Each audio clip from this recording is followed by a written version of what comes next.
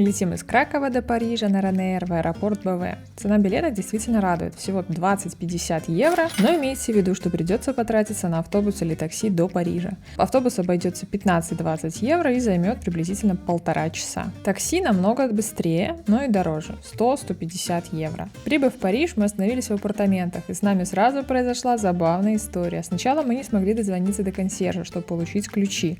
Пришлось будить нашего хозяина. И когда наконец мы попали в дом, обнаружили, что на квартирах нет никаких опознавательных знаков. Как понять, какая дверь наша? Нам сказали, идете по коридору направо, потом налево, и первая дверь по правую руку ваша. Идем по темному узкому коридору, уже почти полночь. Наконец находим дверь, вставляем ключи, и тут из двери раздают дикие крики перепуганной француженки. Набрали хозяина еще раз, и наконец нашли нужную дверь. В общем, в итоге эти апартаменты на мансардном этаже нам заполнились надолго.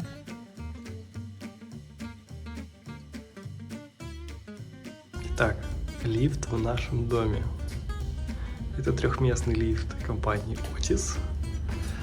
Очень оригинальной конструкции. Сейчас заходим в лифт.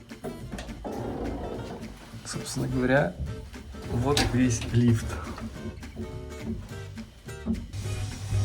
То есть ширина лифта такова, что я даже не могу вот плечи здесь вот распрямить. Вот. На первый день мы запланировали обзорную экскурсию по Парижу. И, как всегда, обратились к нашему любимому сервису Tripster. Если вы не в курсе, то это платформа, где можно найти экскурсии от местных гидов, которые говорят на русском. Наш прошлый опыт в Будапеште был просто великолепным, так что ожидания были высоки. Экскурсия началась с входных данных и плавно перетекла в прогулку по основным достопримечательностям. Гид рассказал нам массу интересных фактов, а также поделился полезными советами о том, какие места стоит посетить, а также какие можно пропустить. В нашей группе было около 7 человек, что сделало экскурсию более личной и интерактивной. Лично меня очень интересовало творчество Шагала. Наш гид порекомендовал обязательно посетить оперу Гарнье, так как там шел активный спор о снятии купола с росписью Шагала, и это был уникальный шанс увидеть его работы вживую.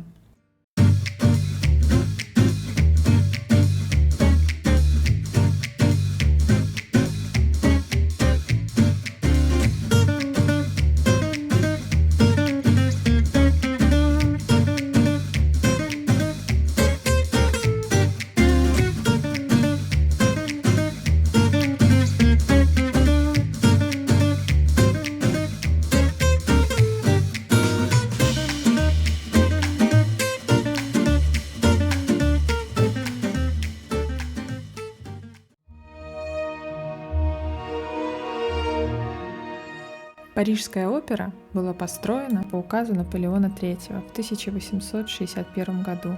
Архитектором стал Шарль Гарнье. Строительство длилось 14 лет и завершилось в 1875 году. Купол оперы расписан Марком Шагалом в 1964 году, заменив классическую роспись Жюля Жена Ленивер. Оригинальная роспись сохранена под работой Шагала, но, собственно, сейчас и идет голосование, какая же роспись останется. Попасть в оперу можно двумя способами. Либо на, собственно, саму оперу, либо купив билет, стоимость где-то 14 евро на входе, либо через интернет.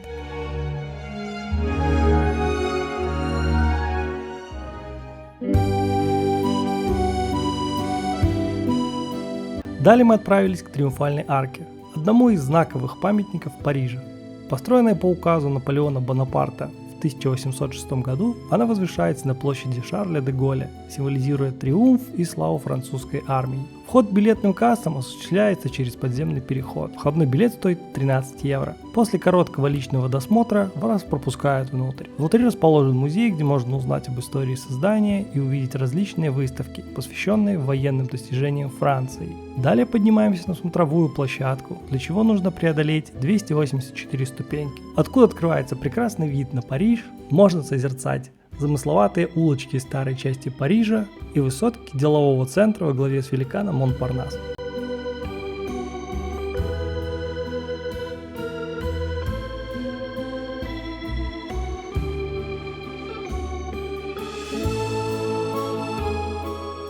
На закате дня мы дошли до Эйфелевой башни.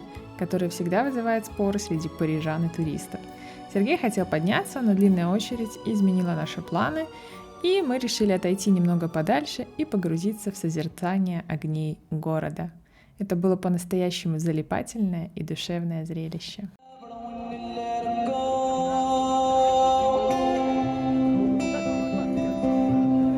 No